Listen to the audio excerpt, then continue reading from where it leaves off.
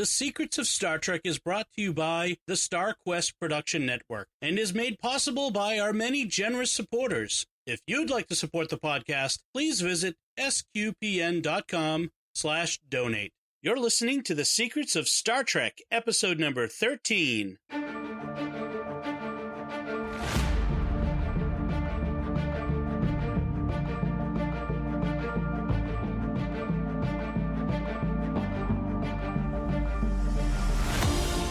Hi, I'm Dom Bettinelli, and you're listening to The Secrets of Star Trek, where we will discuss the hidden layers and deeper meanings found in Star Trek, from the original series to Discovery and beyond.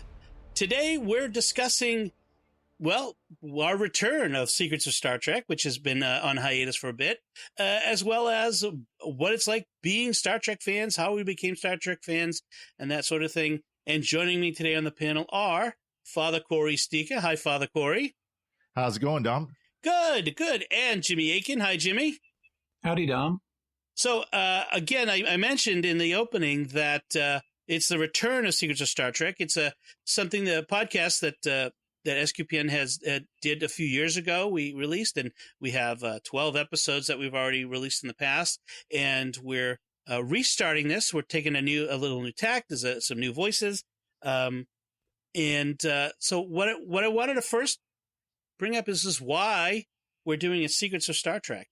And from my point, because there's Star Trek, exactly. And a lot of it is a lot of it, Mm-hmm. right? And Star Trek is just it's been around. It's one of the most popular of all the science fiction franchises out there. It's been it's one of the big three, together with Star Wars and Doctor Who. Exactly. And the only one that's older and probably has more episodes to discuss is Doctor Who. I mean, Doctor Who's 1963, Star Trek 1965, I think. I should have looked that up. Doctor Who has more episodes, but fewer stories. Yes. I think, because if you look at all the different Star Trek series, it's going to add up to more stories. Right. And So first, let's say what we expect from Secrets of Star Trek, what you can expect from it, and then we can get into what we're going to talk about. But our intention is to talk about first, as the new Star Trek series come on, whether it's Star Trek Discovery or others that are in production, or pre-production or in development, that they're working on, movies or whatever. Yep. We will discuss those as they come out. But in fact, at Comic-Con, it was announced that the new series of Discovery is going to be debuting in January. But leading up to that, they're going to be releasing a short film at a rate of one a month.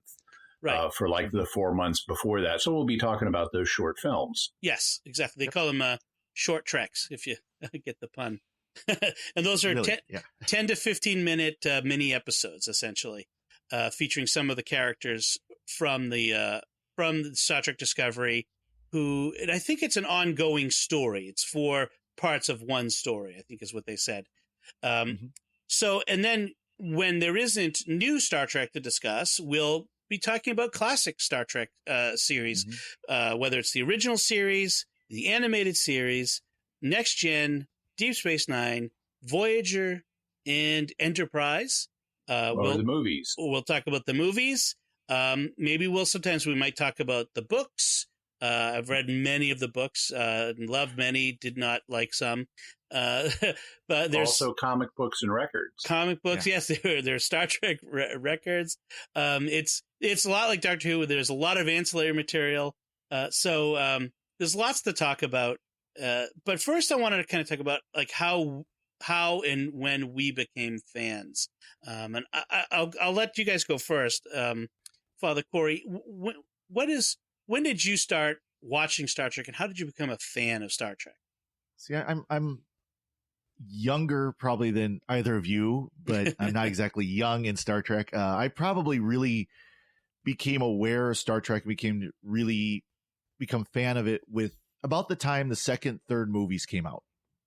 Wrath of Khan, wow. Search, You are young. I am young. and probably closer to when the third movie came out. I think is probably when I became most aware of it. And of course, shortly after that is, within I think 5 years or so is when Next Gen started. And of course, that's what really sparked it. I can't remember. That was like 2 years actually after Star Trek 3. Yeah. Yeah. Oh, it was. Okay. I thought it was fairly close. I couldn't remember exactly. Yeah. So that was kind of where it really sparked. And of course, so watching the movies, watching Next Gen as it came out, we didn't have Next Gen on syndication where I was living at the time.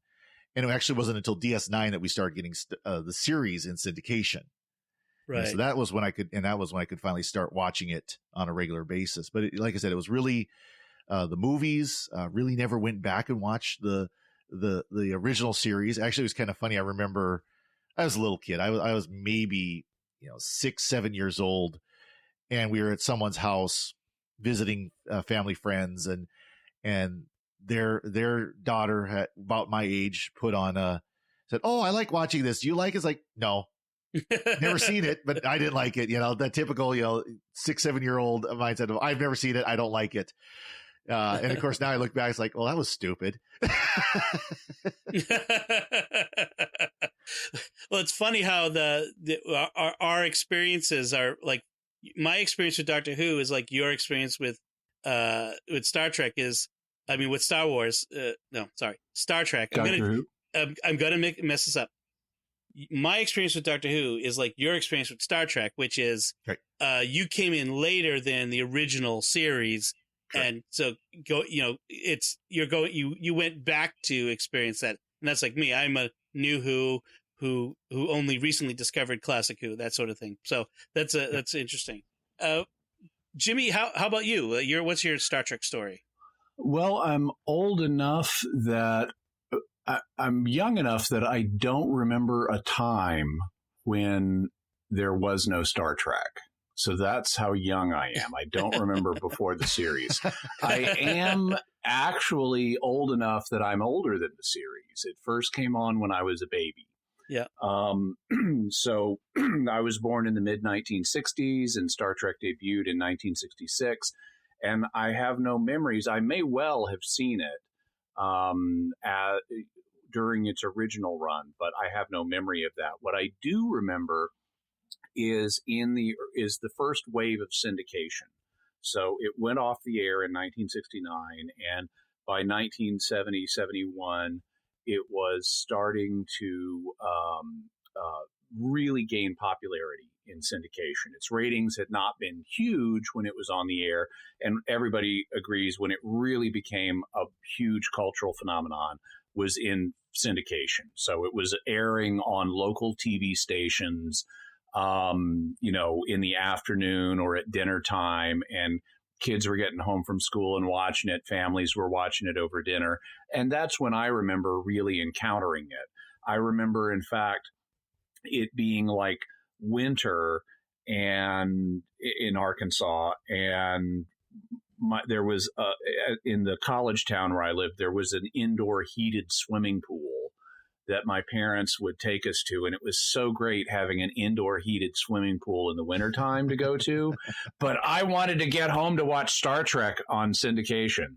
And even if I could only watch part of it, I wanted to watch that part. Mm-hmm. And I remember this was pre-VCR and pre-home recording. So if you missed it, you didn't get a chance to see it again for ages. And I remember recording episodes on audio tape so I could re-listen to them again. And so that's when I first came into fandom. And I know, so that had to be like 1970, 71. And I know it had to be that early because the animated series came on in 1973. And I remember being so excited as a kid that the animated series was going to be coming on. I remember the build up to it. I even remember the night before they premiered the new Saturday morning lineup, they had a primetime special with Leonard Nimoy playing a character, not Spock. He was playing like a television executive named Mr. Wister, who was interacting with some children led by a young girl and her who was playing a TV executive and her assistants who were all boys, and their initials were NI was the first boy, TW was the second boy, and IT, which was the third boy. And she disparaged them. You put them together and it spells nitwit. And they introduced Leonard Nimoy as Mr. Wister, and everyone was very concerned about how is his sister. She has a blister. I'm sorry, I missed her. And I remember all that, even though it was pre-VCR. That's how excited I was to see the debut of Star Trek: The Animated Series. Jimmy, you may win as most dedicated, longest running Star Trek fan in this group. So I do not predate Star Trek. I was born during the original run of the original series. My earliest memories, though, are of watching Star Trek in syndication with my dad. And the significance of that is my dad, who grew up in the West End of Boston, along with Leonard Nimoy. He grew up in the West End of Boston, a couple streets over from my dad, and they weren't friends, but they knew each other. So that was one of the reasons why my dad wanted to watch the show. And so as a child, this is I'd say pre-1977. So it was before Star Wars. This was my entry into science fiction. No Doctor Who, no Star Wars. Nothing. It was Star Trek, and I used to love it. It was my dad worked a lot. He worked like 6 days a week. So when I could sit down and watch the show with my dad, it was my bonding with my dad, my time with my dad. And so it carries deep resonance for me, and it had a formative effect on me. And Star Wars came along in '77, and that blew my mind. And suddenly I was deeply into anything having to do with science fiction, and my love of Star Trek was a part of that. And I've been a Star Trek fan ever since. When the movies, when each one came out, I would go the first day and see them. When Next Generation came, it was like, oh my gosh, there was a new Star Trek TV series. Like, it was huge. And then I would read all of the pocket books, the publisher, all of their novels. There's a store here in the Boston area called the New England Mobile Book Fair, which is not mobile. It's actually in a warehouse. And you have to imagine this is much pre-Amazon. You could go there, and it's a warehouse, and they would have all these thousands and thousands of titles, many more than any bookstore would carry. And every paperback book was, I think they said 25% off the cover price. And so my mom would take me there once a month, and I would stock up mostly Star Trek books because they had so many of them, and I would just stock up big piles of them, and 10, 12, 13 for the month, and then read them through. And then next month we'd come back for more Star Trek books. And I got so deeply into Star Trek that way. And so Star Trek I've always loved Star Trek. When Voyager came out, I was going to the Franciscan University of Steubenville in Ohio. Did not have cable. I had a little black and white TV, like a 9-inch black and white TV that was ancient and weighed a ton. And could only pick up like 2 local channels. And if you remember, Voyager aired only on the new UPN, United Paramount Network, which is only on cable, at least in that area. And so I ended up finding the other huge Star Trek fan that I knew of who had cable in school, my friend Bob Rice. And so we would get together every week and watch Star Trek Voyager together. I remember that. That was key. And that's another aspect, is the fan experience, finding other fans. Go ahead. I have a similar story about Enterprise, because that also aired only on UPN. And at the time, I had the dinkiest cable in the world. It did not have UPN. And so the way I got to see the early Enterprise episodes before DVDs, or before they were released on DVD, was I was teaching Greek.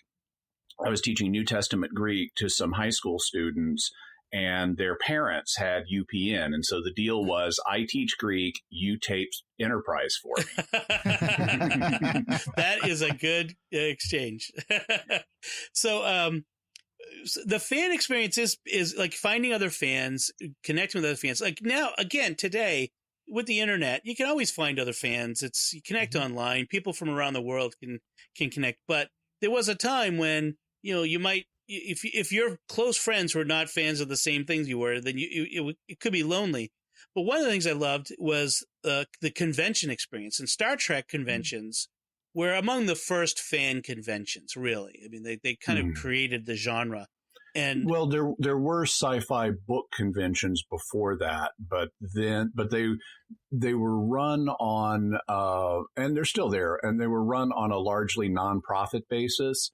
But then there was enough money in Star Trek that you could make a profit, and they became very profitable, and thus there were a lot more of them. Right. And one of the big companies making them was, do you guys remember Creation Con? Creation Con, yeah. And they would travel all kinds of cities. They'd bring the stars with them.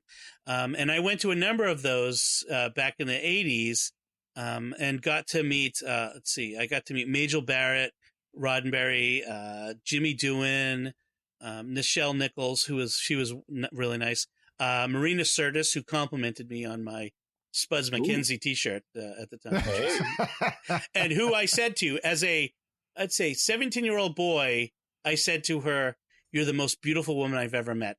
I even today, I blush to think that I said that to her.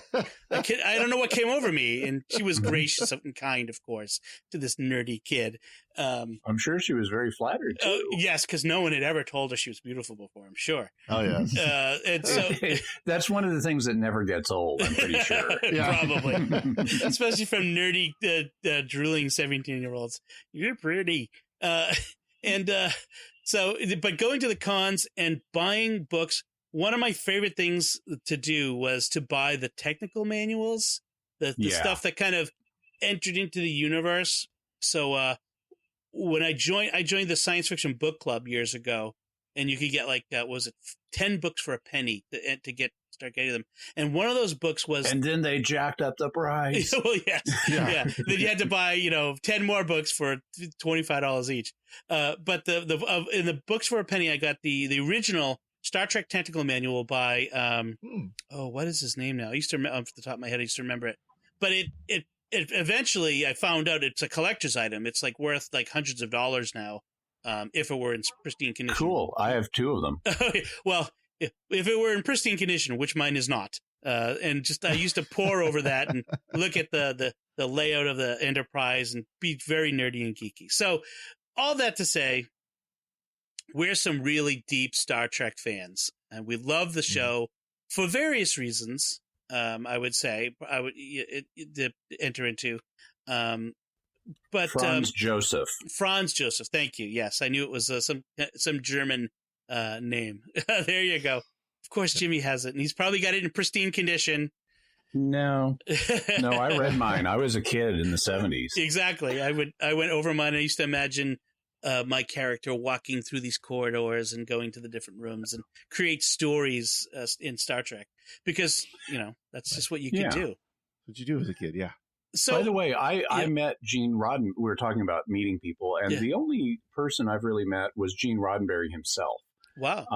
There was a period in the 1970s after the original series and before the movies where he basically made a living, where a lot of his income was based on going around to colleges and giving talks. And he would get an honorarium for speaking, and that's how he made ends meet during that period, because he didn't have a lot of success on television after Star Trek, and although he tried. And I remember he came. I lived in a college town, and he came to my town to give a talk at the college, and I went and saw the talk.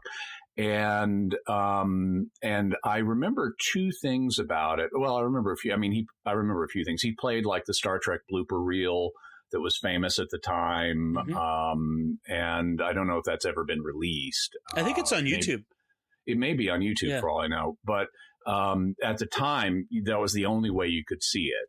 And he played that, and he gave a talk. And I remember he misused the term light year in his talk. He talked about something being light years ahead, not meaning in space, but in like technological advancement, implying a temporal usage of it. And I remember during the Q&A period, I corrected his use of the word light year. and it's like, who this guy of all people should know the correct use of the term light year. And he was gracious about that. Also, could you call George Lucas and correct his use of parsec, please? I'll text him after we get done recording. Yeah. The other thing that I commented on in the question period was, the Stardate system, because this was one of the most mysterious things at the time. It didn't seem to correspond to. It didn't even seem to progress linearly if you watch the episodes. Right.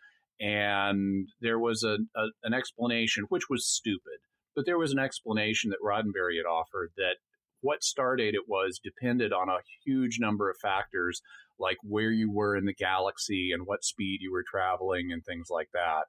And that makes no sense. That's no way to run a chronological system. You need a universal frame of reference. Right. But I was a kid and I had thought about it and I said, wait a minute. Okay, star date, that implies star days. A day is a rotational period, like a day on Earth is one rotation of the Earth.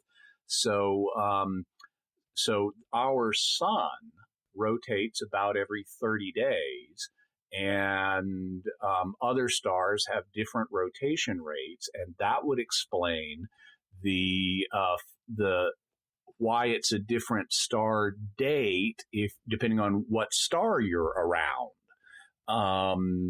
And so I had this rationale worked up based on Gene Roddenberry's nonsense explanation of how star dates work.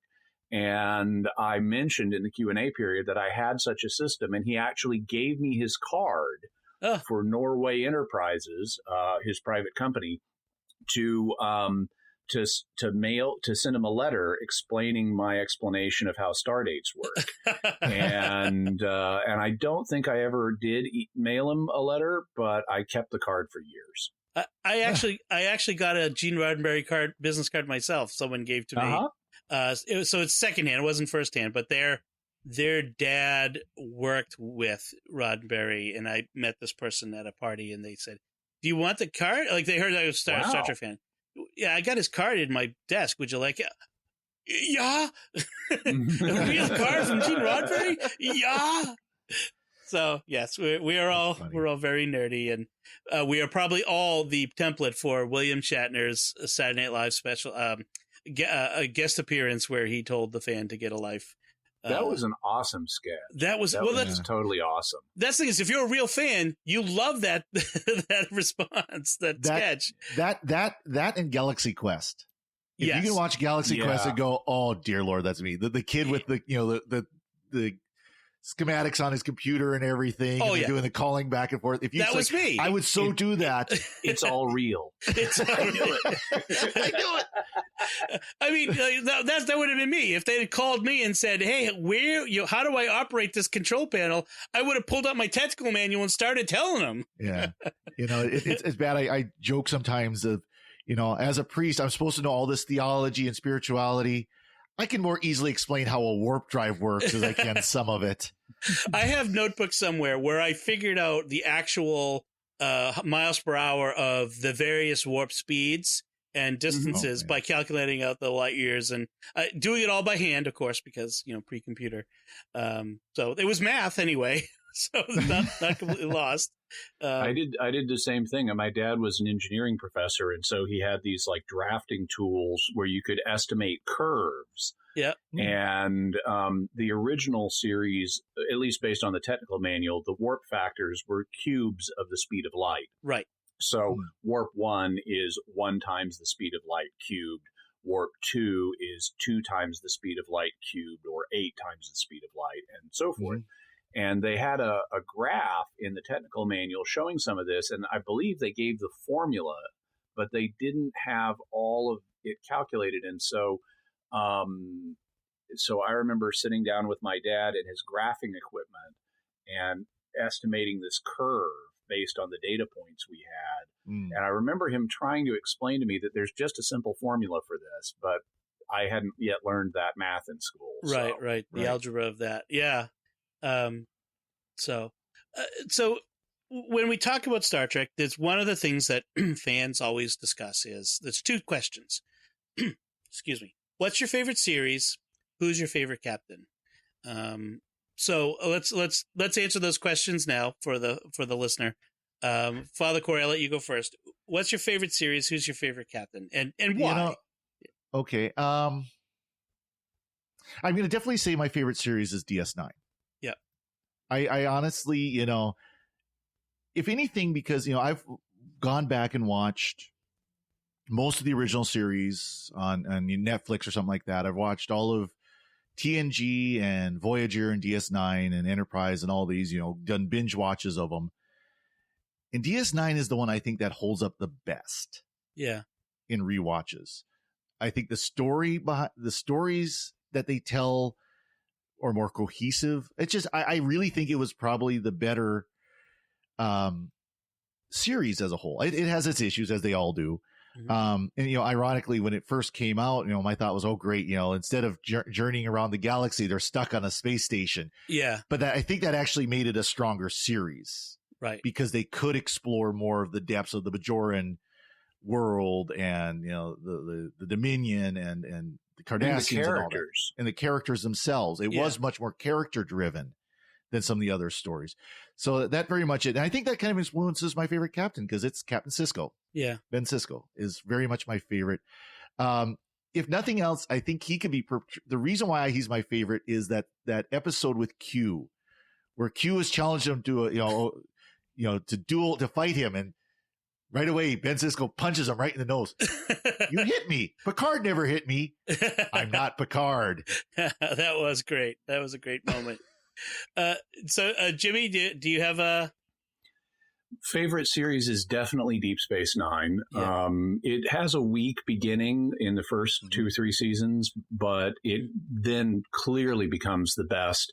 You have more conflict between the characters. It gets into much more sophisticated areas psychologically and morally, in terms of plot dynamics, morally. It's by far the best series. There are individual episodes of other series that are extremely good, but Deep Space Nine as a whole is the best series. However, I don't have a favorite captain.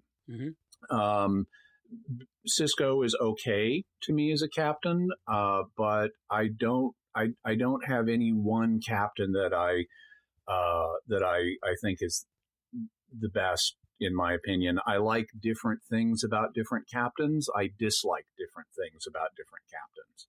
Okay. So I guess I would say my favorite is Star Trek Discovery. My favorite captain is Chris Pine. No, I'm just kidding. I mean, I like Discovery. I do like Discovery. I should have said Voyager and Janeway and really said Jimmy off. Well, Janeway is fine for me as a captain. I think I like Janeway as a character. But Voyager is the least favorite of the series for me. Yeah. Exactly. So I would say, I'm going to be boring and say Deep Space Nine, and for all those same reasons, the complexity of the stories. I mean, what was in the Pale Moonlight? I think was was maybe to me might be one of the best episodes of Star Trek ever. I loved that. It did have a weak beginning, but it had it built the world of Star Trek more than any of the others. There was the Klingon culture, the galactic politics of everything, the war, the Dominion War, the Bajoran religion. I mean, no other Star Trek had, and very little of other science fiction, apart from say maybe Babylon 5, had religion as Battlestar Galactica reboot. Well, that's true, right? That also had a lot of religion. But the Deep Space Nine's the Bajoran religion, they took Kira's faith seriously, even though some people still talked about the wormhole aliens. They never belittled her religion, and that was always good. they treated it respectfully. There's a moment in the last season as things are building to the climax, and Gul Dukat, this main series antagonist, has become a follower of the Pa Wraiths, which means, in effect, he's the Bajoran equivalent of a Satanist. Right. And he's talking with Kai Wynn, who's the Bajoran equivalent of the Pope. And when she realizes he's become a follower of the Pa Wraiths, it's like he's just told the Pope he's a Satanist. And she slaps him and calls him a heretic. And the audience is right there with her. Right. You know, after our experience of what the Pa Wraiths are and what it means to be a follower of them, you are on the side of this heretic slapping Pope. Especially since she was a very unsympathetic character throughout the run. She was unsympathetic. Yeah, she was very unsympathetic. But in that moment, the audience is just with her. Right. And that's one of the things I loved about the show was their willingness to kind of upend things. And Kai Wynn, you're supposed to dislike Kai Wynn, and boy, it was easy to dislike Kai Wynn. Yeah. She was just from the start was just terrible. I did not like her. Yuck. Especially in contrast to Kai Opaka, her predecessor. Yeah. Which was a good change, but we'll talk about that when we get to that in Deep Space Nine. And in fact, we're going to talk about Deep Space Nine in an overview coming up in a few episodes from now. But yeah, so Deep Space Nine. Cisco is my favorite. Part of that is Avery Brooks. I'd watch Avery Brooks read the phone book. I just love Avery Brooks. I loved him when he was Hawk in Spencer for Hire, which was a Boston set TV show. I know I'm kind of a homer, I guess. But advantage. But I loved the books by Robert B. Parker before that, and he just embodied the character from the book. I just love him as an actor. Now, here's an interesting one. Do you have a favorite starship of all the ships? So for me, I'll go on this one.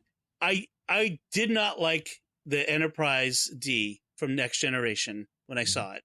It was too organic. It didn't feel like a starship enough, angles and vast. The original, Enterprise it's classic and iconic. But for me, my favorite is the last of the Picard era Enterprises we saw, the Sovereign class. I always felt that embodied the ultimate expression of the Star Trek starship. But not everyone has a favorite Star Trek starship. That's a certain special corner of the nerddom. But do you guys have one? I again, maybe showing my bias because my favorite series, but the Defiant. Yeah. The DS9 Defiant. That is just a butt-kicking little ship. Exactly. I mean, there's just no way around it. But it looks like what a battleship of that era should look like. It's compact. The engine, the nacelles are, close to the body. They're not spread out like the traditional like Enterprise looks. Yes. Yeah. Easy to knock off. It can. I love the scenes where they would have it like it's literally skimming the skin of another starship. It's right on the hull of these big battle cruisers, and it's just bam, bam, bam, bam all the way down the line. It is. Yeah, it's a battleship in a Corvette package. You know what I mean? It's we think of battleships should be big, but in this case, it's small. I have to say though, back in the 80s, I really liked the Excelsier's look. When we saw that in Star Trek 3, The Search for Spock, when Scotty disabled it with the. And I want to. By the way, I also want to say I do agree with the Enterprise E, the Sovereign class. That again, it looks more sleek. It looked more more ready to fight. A little more aggressive, which I suppose is not really what Star Trek is supposed to be about. We can get into that in a bit, but Star Trek is explorers, not a military force. But anyway, as if right, it sort of evolved away from that in some ways. Jimmy, but first, Jimmy, did you have a favorite starship that you? to me, I like different things about different starships. I dislike different things about different models. To me, starships are basically wheels. Okay. They're like cars. I like different things about different cars, but I don't geek out on that aspect of things. So I'm not a car geek and I'm not a starship geek. As long as it gets me where I want to go in the story, that's the important thing. And that's what's good about having a diverse group of fans that can be different. I'm the car geek, so that does translate over to the starship geek. So, have you guys? So I mentioned before how I read a lot of the books, the novels. Have you guys been fans of any of the ancillary material, comic books, video games, anything like that? Back in the 70s, when there was a dearth of Star Trek material, I collected the James Blish novelizations of the TV show and the Alan Dean Foster novelizations of the animated series. And I had a few other books. I remember reading the very first original story spinoff book, which was also by James Blish. It was a novelette called Spock Must Die. And it did things to the continuity that were later very quickly undone because he made some radical changes. Right.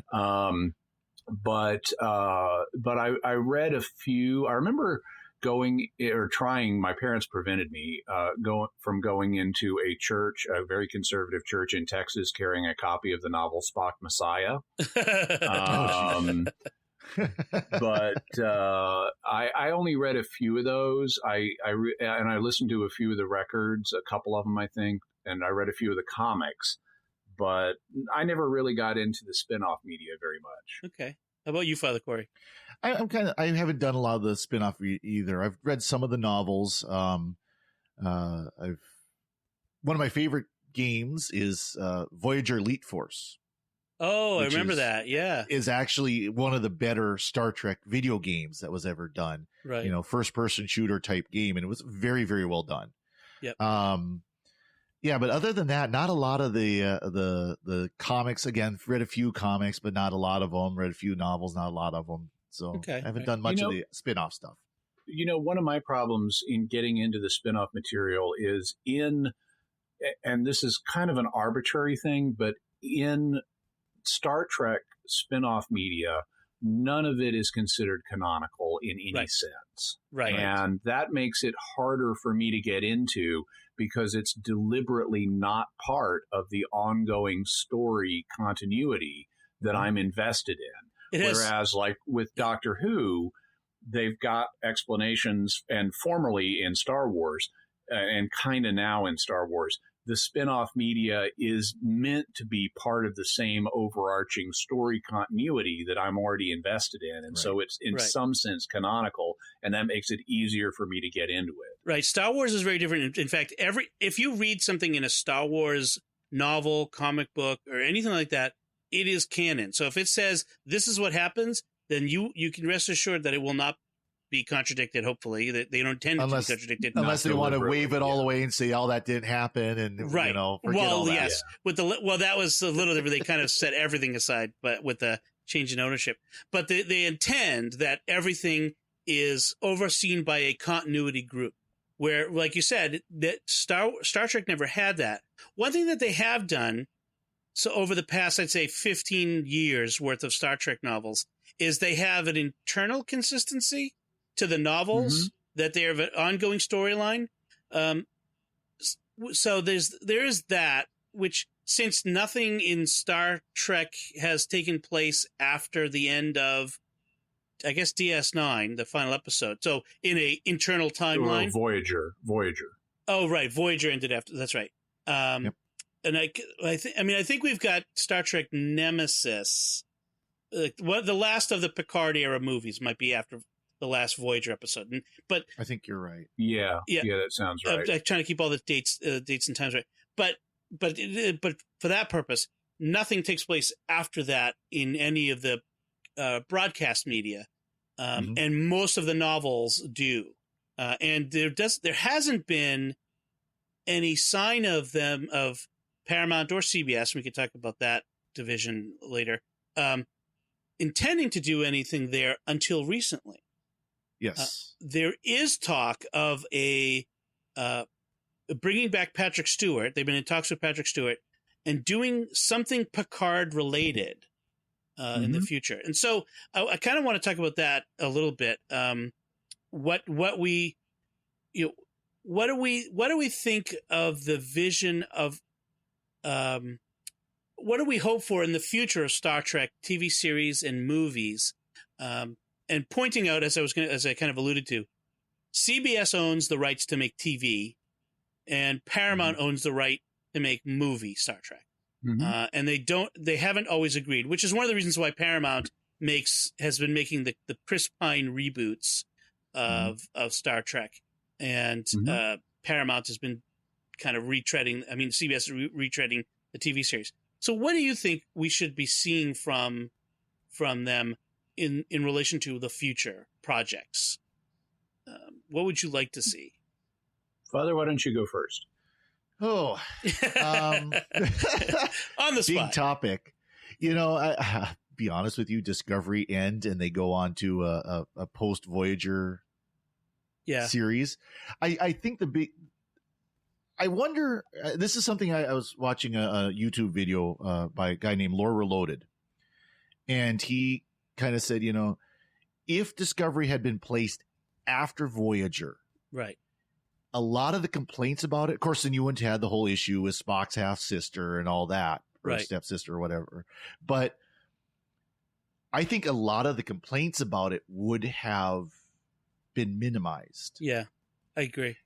The problem is and of course, there is the issue with continuity in the original series. The original series has the technology that was state of the art for 1960s. The Discovery has state of the art for the year 2018. Right. That's very, very different. And we're just asked to accept that, suspend disbelief and just move on. Yeah. I don't have a problem with that though. I don't, but some do, Yeah. I can kind of just say, it's how it's portrayed on the screen. We understand. Right. But some aren't willing to make that leap. So be it. But I think I'd like to see them continue on the path going forward instead of keep going, okay, we got done with Voyager, which thanks God it ended, and then jumped all the way back to the Enterprise, the original Warp 5 ship, et cetera, et cetera. And then, we're going to have a new series. We're just going to go in the middle there somewhere. Right. Right. There's it's the prequel problem, which is, since where things have to end up, it removes some of the drama because that certain things have to go, like eventually in Star Trek, we become allies with the Klingons. It has to end, like in Discovery, has to end up with the first episode of the original series, leaving the state of the universe in that state. Correct. And if you don't, now you really got a problem with the fans. And I think there's a place for prequels, maybe movies or short series that can tell specific stories that are history, right, for the original series. I think if they had taken that track, it might have worked better. Where there's stuff that they've alluded to in the series, the different series, they could go back and look at on a short basis, a mini series or a movie. But they don't. They decide they're going to make a whole, multiple season series with prequels. Right. Yeah, I have a different perspective on that. I don't have a problem with prequels at all. I don't have a problem with long episodic prequels as long as you know what you're doing. If you have a specific task that you're doing, I think you can build a multi-season TV series around a prequel. The problem is if you don't have a plan for what you're doing and you're flailing around trying to find a new topic of the week, and then you can't bump into other things that have already been established in continuity, that's when you have a problem. Let me give you an example. Star Trek Enterprise, I didn't have any problem after Voyager ended with them saying, let's go to the other end of Federation history. I thought that was totally fine. I actually thought that's what they needed to do. But the problem was the producers didn't realize what the task was they needed to perform there.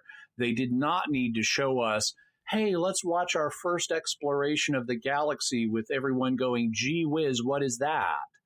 Okay, we've seen that. That's been done.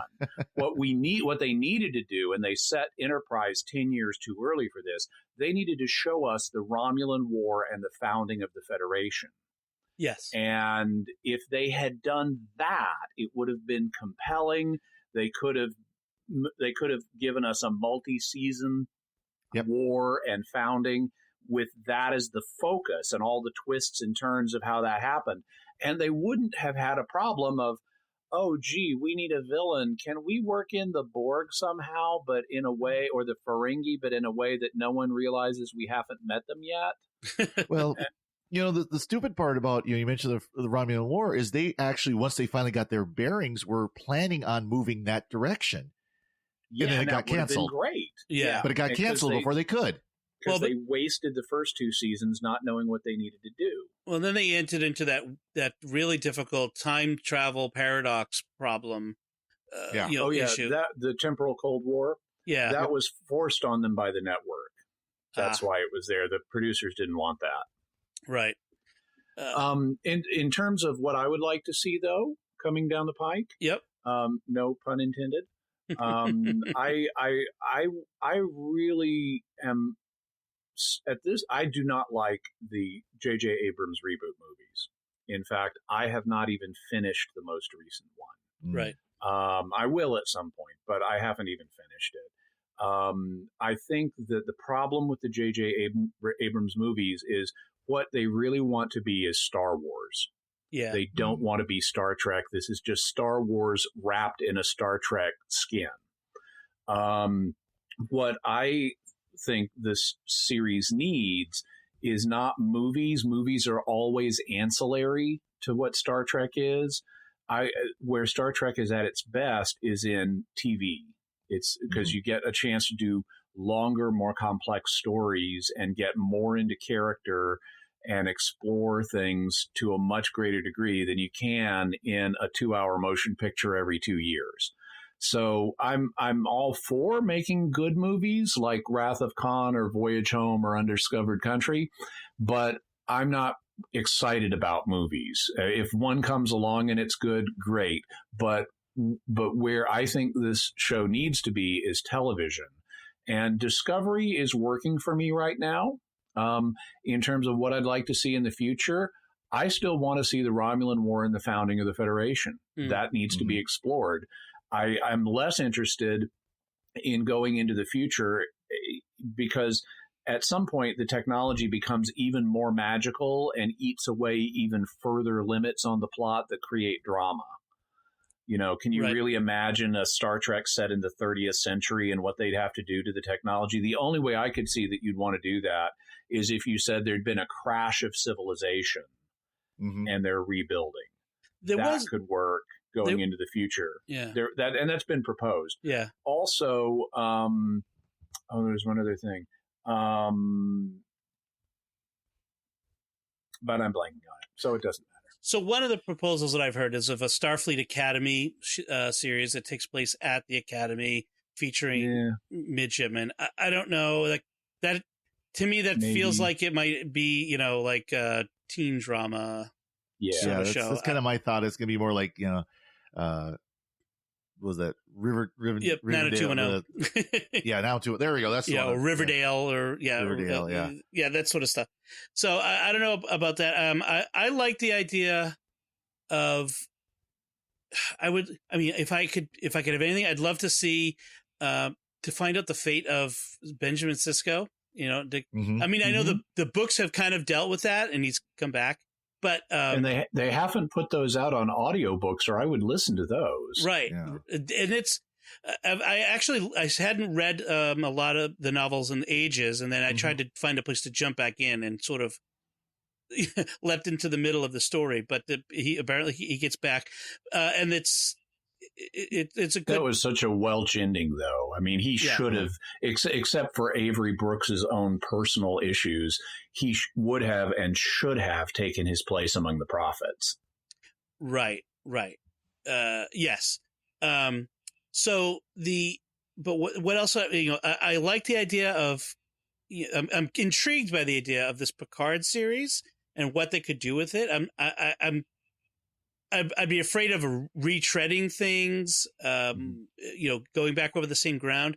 But it's intriguing. I like Patrick Stewart, and I have a lot of confidence in him. So I'd like to see what he would do. I'm kind of against the prequel thing just because of the constraints it puts on the storytelling, and the difficulties in trying to do something new.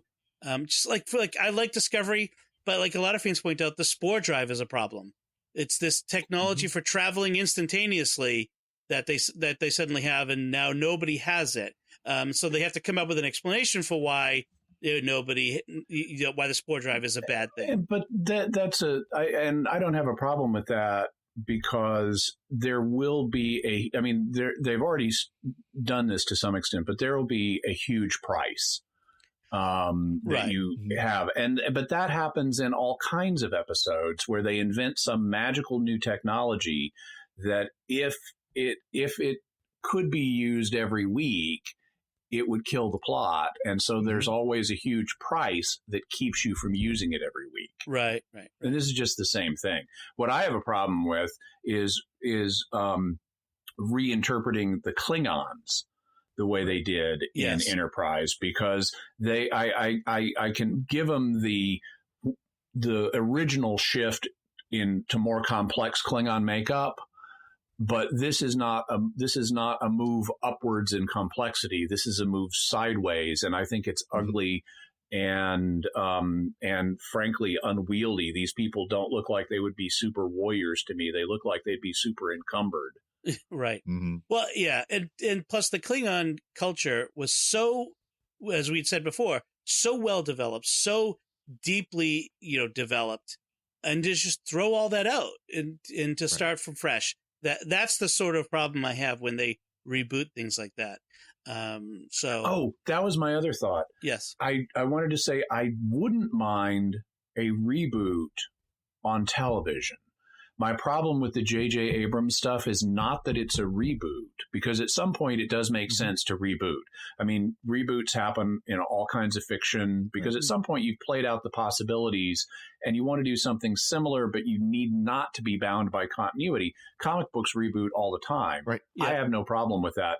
I would not have a problem rebooting any of the Star Trek series or the whole universe. I just want it done right. Right. Okay. Well, a good example where that worked is Battlestar Galactica. The reboot has way surpassed the original series. Yes. Big time. Yes. I think most people agree. Whatever you think of the ending, the series itself was phenomenal. Yeah. Was phenomenal. With connections to Star Trek, the Ronald D. Moore. So I want to kind of end our conversation kind of quickly, because we're going a little longer than I want. But what is it that you love about Star Trek? What makes you a Star Trek fan? What is it about Star Trek that draws you in? You might have mentioned a little bit about this in how you became a fan, but I want to kind of draw out, what is it about the vision of Star Trek, in the vision of our future that it presents, that you love, and then maybe something, or if you want to, something about an aspect of it that you don't love as much. But what is it that you love about Star Trek? I could start if you want. Go ahead. Go on this time, Dom. So for me, it's a vision of the future that it presented, especially at the time, that was hopeful. A lot of science fiction was sort of dystopian, and today a lot of science fiction has returned to being semi-dystopian. This idea of the future is full of overarching, government, big brother. Things get bad, technology it tends to run things down. And Star Trek presented a vision of the future that was bright, sometimes almost literally so the way the show was shot, hopeful, people working together, going out and exploring. Sure, we have to fight once in a while, and when we do, we're heroic about it. But we have principles like the Prime Directive. But we're about going out, seeing what there is, and seeing new worlds, and experiencing what has been created together. not to be, kumbaya about it, but there's that, that's one of the things that I always loved about Star Trek. But what has continued to draw me in is the storytelling, the complex storytelling about people in their time. Not necessarily the preachy stuff. Sometimes Star Trek can get a little preachy about issues of the day, but just about people. When you're telling a good story about human nature, that's what draws me in, and Star Trek has had an abundance of that. So if you guys have anything to add. I agree with a lot of what you said. For me too, it's the exploration, and the physical exploration, of course, this explore strange new worlds, seek out new life and new civilization. We know that phrase well.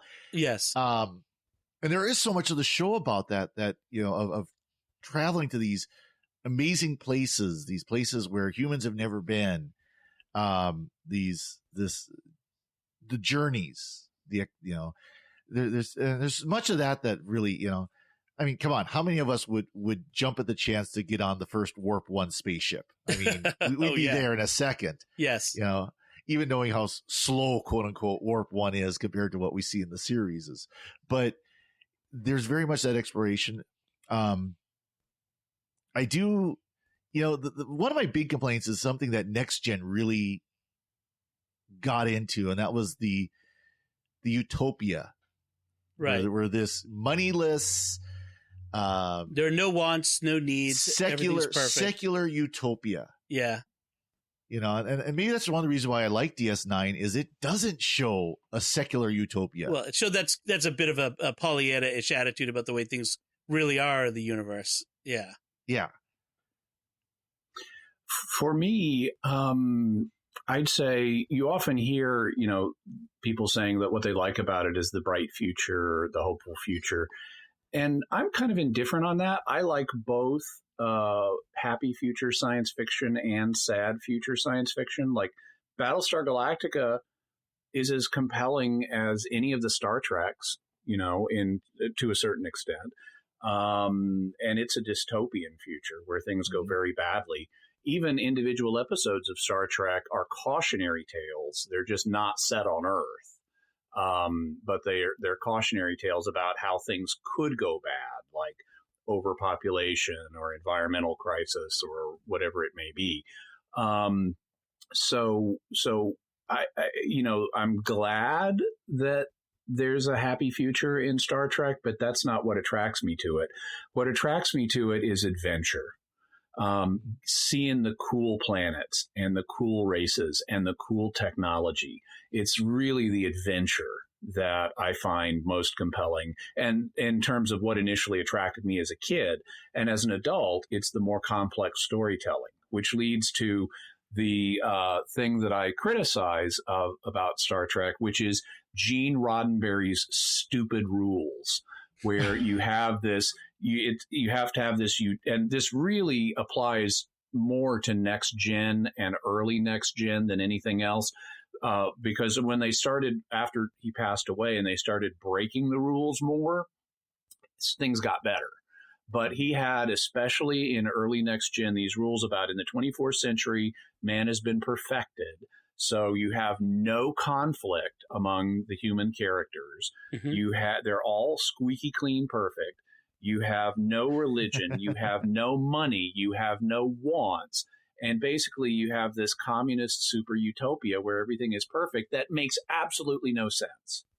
Not if you want to tell a dramatic story. not only then, but how do you have even a post-scarcity society is not going to be limitless into, you're going to have equivalence of money. And so the Gene Roddenberry's utopian rules, I think, are the biggest flaw of the series, and the more they ditch them, the better. I would agree that it's the adventure. I guess when I said like bright future, I don't necessarily mean like the utopian part, but that we get to a place where we can travel around the universe in starships and get to do these things. And people, there's a certain amount of the global union view, like not like so New World Order, like sort of, but that our conflicts on this planet become less important than going together out into the galaxy and doing stuff. Yeah. And that we don't have world wars on Earth anymore. Right. That's an accomplishment. Yep. Yeah. And that getting out to and having those space adventures. I agree with that. That it's the adventure aspect that really drives my interest, and I think a lot of fans. So that's our introduction to this reboot of Secrets of Star Trek, and hopefully you want to join us on this journey. I'm hoping maybe it'll be a 5-year journey with us through this. Certainly, if we decide to go episode by episode of every series, it's going to be a lot more than 5 years. But so why don't you let us know? Tell us. Well, how did you become a Star Trek fan? What does Star Trek mean to you? What's your favorite series? Who's your favorite captain? What's your favorite ship? Anything like that. Let us know by sending us an email to trek@sqpn.com or by visiting sqpn.com or the SQPN Facebook page and leave us comments there as well. I would ask you, please, if you enjoy this podcast, please share it with your friends. Share it on social media. It's the age of the geek. You don't have to be ashamed anymore, like I was as a kid, to share that you're a Star Trek fan. Every cool kid wants to be a Star Trek fan now. You know it. So please share this with others. Give them the link to our website. Our website does have instructions on how to subscribe to a podcast. If you're not familiar with how to do that, you can get it on your phone. You can get it on your watch. You can get it everywhere now.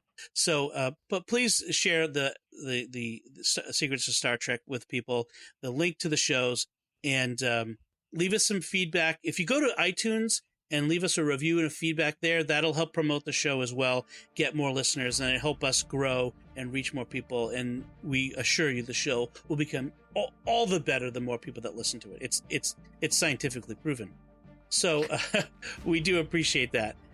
You can find links to all of our personal social media and websites on our show notes on sqpn.com. And we'll be back next time when we'll be discussing our overview and thoughts of the original series, Star Trek, the original series. Until then, Jimmy Akin, thank you for joining me in sharing the secrets of Star Trek. Live long and prosper, Dom. Father Cory Sticha, thank you as well. Thanks for having me on. And thank you. Jimmy threw me off. Yeah, you got to come up with a quick catchphrase. Now I can't. And once again, I'm Dom Bettinelli. Thank you for listening to The Secrets of Star Trek.